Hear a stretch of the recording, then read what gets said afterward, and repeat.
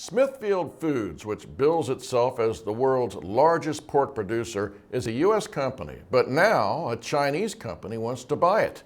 Lawmakers here in Washington have said not so fast, questioning what the takeover could mean for U.S. competitiveness and food security.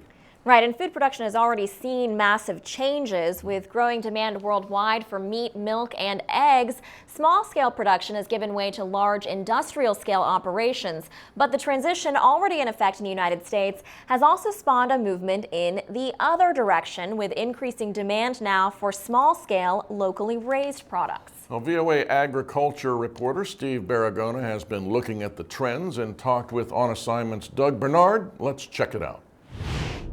You've been on large-scale farms, you've been on very small-scale farms. What are the things that you notice that are different about these two operations? Well, with a small farm, this is kind of what we think of as your quintessential farm. And the large farms are definitely, it's more of an industrial kind of operation. You've got, hundreds, thousands of animals inside a building. The building is, to a certain extent climate controlled. The disposal of waste is controlled. It doesn't feel like what you think of as a farm. Now, what we think of as a farm, there's a certain element of romanticism that we have to this kind of mythical past. Mm-hmm. Simple life, pastoral setting, gentleman farmer, that sort of thing. That's the idea. A growing number of people, like Kevin Summers in Amosville, Virginia, are returning to small-scale farming. In order to feed the world, I think this is a better way. It's a cleaner way, it's a more humane way. More Americans today want to know where their food comes from, and they like the personal touch that Summers gives his hogs. I can see the entire process unfold before my eyes and know that they had a good life and were healthy and happy. So large-scale farms are efficient. They're more profitable. Why would people then want to go, say in pork production, why would they want to go back to a small-scale farm? Well, there's a lot of the things that people don't like about the large scale. When you have that many animals in a small space, they create a lot of pollution. You've got to deal with the waste somehow. And there's the use of antibiotics is a concern. There's actually a fairly strong animal rights movement in this country that sees some of the practices as inhumane.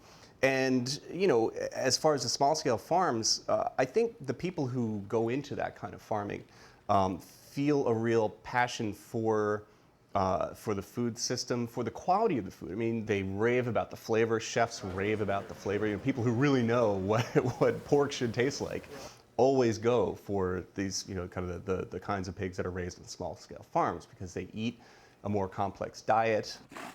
There's, it really depends on what you're going for. China has recently said that they're interested in purchasing Smithfield, which is the largest U.S. pork producer. Why would they want to do that?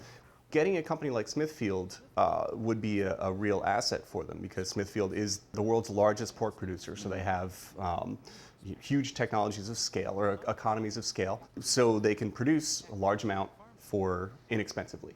There was a hearing on Capitol Hill that looked at this and said there was a lot of skepticism from the senators at this hearing, a lot of skepticism.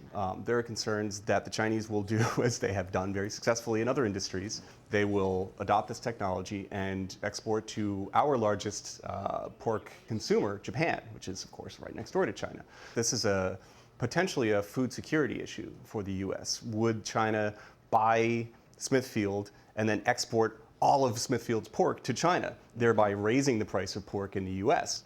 There are folks who raise food safety concerns.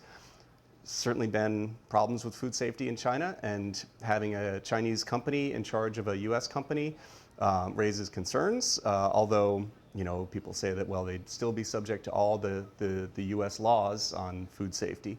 It's something that raises concern.